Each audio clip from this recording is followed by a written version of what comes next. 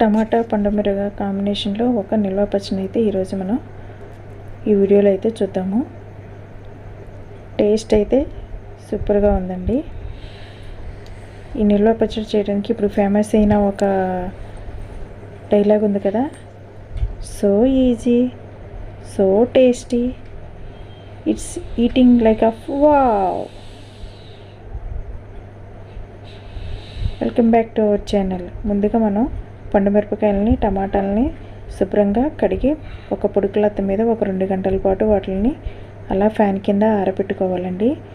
ఆరబెట్టుకున్నటువంటి టమాటాలను పక్కన పెట్టుకొని పండుమిరపకాయలని తొడుములు అయితే తీసి పక్కన పెట్టేసి ఒక కళాయి అయితే తీసుకొని టమాటాలని ముక్కలుగా కట్ చేసి ఒక స్పూను ఆయిల్ అయితే వేసి వాటిని చక్కగా వాటిలో ఉన్న నీరంతా పోయే వరకు వేయించాలండి. మధ్య మధ్యలో అలా తిప్పుకుంటూ టమాటాలను వేయించారు అంటే చక్కగా మగ్గుతాయండి. ఈ పచ్చడి తయారు చేయడానికి కావాల్సినటువంటి పదార్థాలు అయితే ఇవేనండి. వీటితో మనం ఇప్పుడు ఈ నిల్వ పచ్చడి అయితే తయారు చేద్దాము. కొద్దిగా సాల్ట్ అయితే వేసుకుని ఆ ముక్కల్ని మనం తిప్పడం వల్ల దానిలో ఉన్న నీరంతా ఇంకా బయటకు వచ్చి చక్కగా ఏగుతాయండి. అదేవిధంగా మనం పక్కన పండుమిరపకాయలు ఉన్నాయి కదండి, వాటిని చక్కగా కట్ చేసుకొని పక్కన పెట్టేసుకొని మధ్య మధ్యలో ఇలాగా మనం ఫ్రై చేస్తున్నటువంటి టమాటా గుజ్జుని తిప్పుతూ ఉంటే అది చక్కగా ఏగి నీరంతా ఇంకిపోయి ఉంటుంది. మరి ఒక మిక్సీ జార్ అయితే తీసుకొని దాంట్లో మనం కట్ చేసి పెట్టుకున్న పండుమిరపకాయ ముక్కలు, అదేవిధంగా మనం ఈ పచ్చడికి కావాల్సినటువంటి నిమ్మకాయ సైజ్ అంత చింతపండు అయితే తీసుకున్నాం కదా, ఆ చింతపండుని ఈ పీచు ఏమీ లేకుండా శుభ్రం చేసి పెట్టుకున్న చింతపండుని యాడ్ చేసుకోవాలి. అదేవిధంగా కొద్దిగా సాల్ట్ యాడ్ చేసి ఇంకా కొద్దిగా 10 నుంచి 15 వరకు వెల్లుల్లి రెబ్బలు అయితే తీసుకున్నాం కదా, వాటిలో ఒక 10 వెల్లుల్లి రెబ్బల్ని చట్నీ మిక్సీ పట్టుకోవడానికి వేసినప్పుడు వేద్దాము. మిగిలినవి అలా పక్కన పెట్టేద్దాము.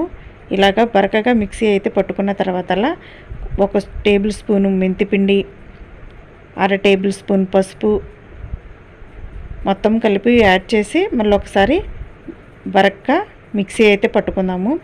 ఇలా మిక్సీ పట్టినటువంటి మిశ్రమంలో మనం ముందుగా చట్నీకి మెయిన్ ఇంగ్రీడియంట్ ఏంటంటే టమాటాని మనం ఫ్రై చేసి పెట్టుకున్నాం కదండి, నీరంతా ఇంకిపోయేదాకా. దాన్ని ఇప్పుడు ఈ పండుమిరపకాయ మిక్సీ పట్టిన దాంట్లో దాన్ని అయితే యాడ్ చేసుకుందాము. ఇలా యాడ్ చేసుకొని దాన్ని మళ్ళీ మనం మెత్తగా గ్రైండ్ చేసుకొని పక్కన పెట్టేసుకొని పోపు అయితే పెట్టుకుందామండి.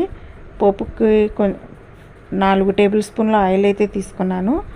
ఇంకా పోపుకు కావాల్సినటువంటి దినుసులన్నీ యాడ్ చేసుకొని కొద్దిగా ఎండుమిరపకాయలని వేసుకొని కొంచెం అవి వేగిన తర్వాత మనం ఇప్పుడు స్టవ్ అయితే ఆపేసుకొని దానిలోకి మనం మిగిల్చినటువంటి వెల్లుల్లిపాయలు ఉన్నాయి కదండి, వాటిని కొద్దిగా దంచి స్టవ్ అయితే ఆపేసేయాలండి. దంచి వెల్లుల్లిపాయలు, అదేవిధంగా కొద్దిగా సాల్ట్ తగ్గినట్టు అనిపించింది, అందుకే కొంచెం సాల్ట్ అయితే వేసాను.